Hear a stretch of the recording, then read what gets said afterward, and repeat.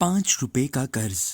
یہ برسوں پہلے کی بات ہے۔ رات کے اندھیرے میں چولہے کی آگ سے ہونے والی روشنی کے ارد گرد فریال اور فریحہ اپنے امی ابو کے ساتھ بیٹھے کھانا کھا رہے تھے۔ یہ ایک پرانا سا کچا گھر جس میں ایک کمرہ اور چھوٹا سا برآمدہ تھا۔ بجلی گیس جیسی سہولیات سے محروم یہ آشیانہ شمس عرف شمسو کی ملکیت تھا۔ شمسو ایک غریب ڈاکیا تھا۔ انتہائی معقول آمدن کے باوجود وہ اپنے فرائض نہایت ذمہ داری سے ادا کرتا اور کبھی غفلت نہیں کرتا تھا۔ اس کے 2 بچے فریال اور فریحہ چھٹی جماعت کے طالب علم تھے۔ اپنے باپ کی طرح محنتی اور من میں کچھ کر گزرنے کا جذبہ رکھتے تھے۔ شمسو اپنی ڈیوٹی سے واپس آیا، اپنا تھیلا برآمدے میں لگی مخصوص ایک کھونٹی پر لٹکا دیا۔ ابا جی، کل ہمارے اسکول میں ہیپاٹائٹس کے چیک اپ کے لیے فری میڈیکل کیمپ لگ رہا ہے۔ ہر بچے کو گھر سے 5 روپے لانے کو کہا ہے۔ فریال کھانا کھاتے ہوئے اپنے ابو جان سے مخاطب ہوا۔ شمسو بغیر کوئی جواب دیے کھانے میں مگن رہا۔ اس دور میں 5 روپے بڑے معنی رکھتے تھے، اس لیے شمسو نے اپنے بیٹے کے 2 بار پیسے مانگنے پر بھی سر ہلا کر ٹال دیا۔ دوسرے دن سب بچے باری باری اپنا خون ٹیسٹ کروا رہے تھے۔ فریال اپنی باری آنے پر ادھر ادھر دیکھنے لگا کیونکہ اس کے پاس پیسے نہیں تھے۔ جب حیدر کو حقیقت کا پتہ چلا تو اس نے چپکے سے 5 روپے فریال کی جیب میں ڈال دیے اور زبردستی اسے خون ٹیسٹ کروانے بھیج دیا۔ فریال کو شرمندگی محسوس ہو رہی تھی اور وہ یہ ادھار نہیں لینا چاہتا تھا کیونکہ اسے پتا تھا یہ قرض ہے اور یہ کہیں قرض ادا کرنا میرے لیے مشکل ہو سکتا ہے۔ وقت گزرتا گیا، فریال ڈاکٹر بن گیا۔ کان میں معمولی درد ہونے کی وجہ سے حیدر عشاء کے بعد ڈاکٹر کے پاس جانے کے لیے روانہ ہوا۔ وہ اس علاقے میں نیا کرایہ دار تھا، اس لیے اس علاقے کی ہر جگہ اس کے لیے نئی تھی۔ کل اس کے پڑوسی نے ایک ڈاکٹر کا پتہ بتایا تھا کہ اگر کوئی مسئلہ ہو تو ان کے پاس چلے جانا، وہ بڑی سڑک کے کنارے اسپتال میں بیٹھتے ہیں۔ خیر، وہ وہاں پہنچ گیا۔ مریضوں کی ایک لمبی قطار تھی۔ خدا خدا کر کے 2 گھنٹے کے کمر توڑ انتظار کے بعد اس کا نمبر بھی آ گیا۔ نسخہ تجویز کرتے وقت جب اس نے اپنا نام حیدر بتایا تو ڈاکٹر صاحب کا قلم رک گیا کیونکہ وہ ہمیشہ حیدر نامی مریض کا اچھی طرح تعارف لیتا تھا۔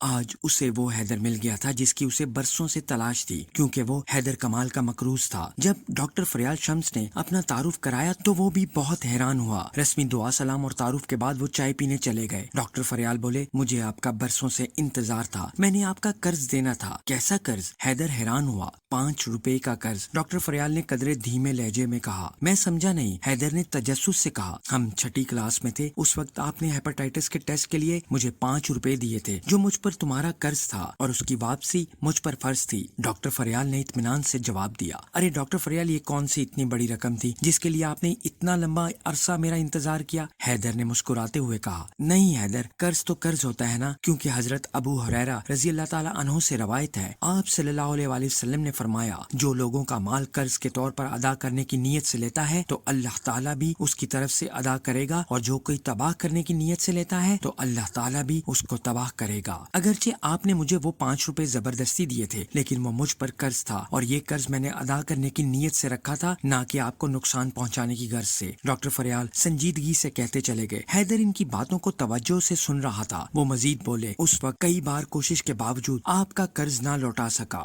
مجھے گھر سے ہر ماہ صرف 10 روپے ملتے تھے، جس میں سے 8 روپے اسکول کی فیس ادا کر دیتا تھا۔ ہر ماہ 1 روپیہ خرچ کر کے باقی روپے بچاتا تھا، لیکن 5 ماہ بعد 5 روپے ہوئے تو میرے قلم کی نب ٹوٹ گئی۔ اس طرح 5 روپے خرچ ہو گئے۔ کئی بار کوشش کے باوجود آپ کے پیسے نہ لوٹا سکا۔ اسی قسم پرسی کے حالات میں ہماری میٹرک مکمل ہو گئی، لیکن میرے پاس آپ کو دینے کے لیے 5 کا سکہ نہ بن سکا۔ اس کے بعد ہم ایک دوسرے سے بچھڑ گئے۔ میں نے پڑھائی جاری رکھی اور شام کے اوقات میں ایک فیکٹری میں مزدوری کر کے اپنے اخراجات پورے کیے۔ والدین کی دعاؤں سے آج اللہ تعالیٰ نے اتنی عزت دی ہے۔ ان الفاظ کی ادائیگی کے وقت غم اور خوشی کے ملے جلے آنسو ڈاکٹر فریال کی آنکھوں میں تیرنے لگے۔ اس نے 5 کا سکہ نکالا اور حیدر کو تھمانا چاہا، لیکن حیدر نے روتے ہوئے لینے سے انکار کر دیا اور فریال کی ایمانداری اور فرض شناسی کی داد دیتے ہوئے اس کے گلے لگ گیا۔ ڈاکٹر فریال کی ایمانداری نے اس کی آنکھیں کھول دی تھی۔ حیدر نے دل میں عہد کیا کہ وہ ہر ایک کا قرض ضرور لوٹائے گا جن لوگوں سے وہ قرض لے چکا تھا۔